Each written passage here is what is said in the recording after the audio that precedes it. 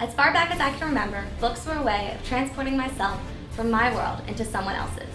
My favorite stories were about swashbuckling, lying, stealing, cheating, swearing pirates. I was fascinated by tales of men taking sail to explore new lands and blowing off all laws or naysayers. They were brave and loud and did whatever they wanted. And of course, to a kid, that seems like the coolest thing in the world. I'm sure my parents hoped that this weird fascination with criminals of the sea would fade quickly, but these stories just inspired a deeper, more rebellious passion within me, my passion for books. As I grew up, books took me from a pirate ship to a magical wizarding school and inside of a giant peach.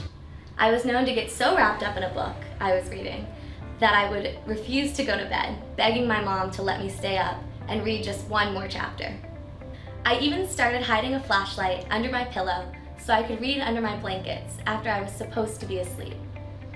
Soon I learned books could transport me not only to different places, but also to different times. I could time travel and learn about historical figures. My favorite was Amelia Earhart.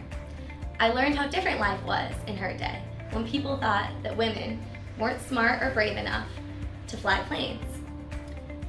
This is where my passion hit its first roadblock.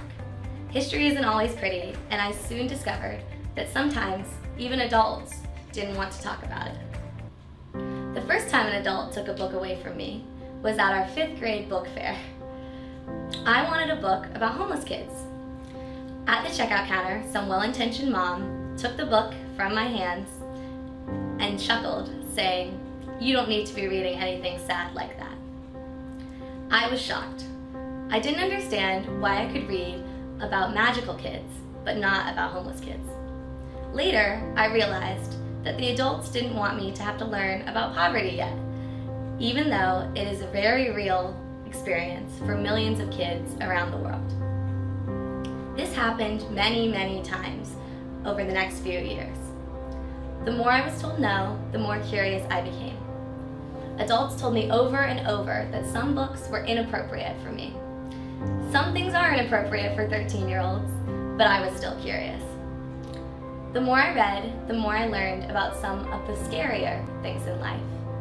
I learned about struggles that I could barely imagine, and about people who had overcome incredible obstacles. Reading the Diary of Anne Frank was an important lesson for me. Honestly, the book terrified me. It chipped away at my naive belief that everyone in the world had good intentions and was trying to do the right thing. But it was important to read because it was real. I learned that terrible things sometimes happen to good people, something I had seen happen in real life as well. I also learned about great personal strength, about families and neighbors supporting one another, and about being brave even when everything seems hopeless. These are lessons that every student needs to learn, and will only learn through challenges. For me, reading about Anne Frank gave me a lot of gratitude about my own life, and taught me that even little girls like me could be strong, brave, and articulate. Sometimes even adults don't want to talk about difficult subjects, but everyone's lives, even kids' lives, have difficult moments. It is in those difficult moments that we find compassion, strength, and bravery. Without the wolf, Little Red Riding Hood would have been just a boring little girl. Books taught me how to be brave like Amelia Earhart or Anne Frank, and stand up for what I believe in. And I believe in the power of books. So I stayed curious and kept reading. Finally, I saw reading as the rebellious act that it is.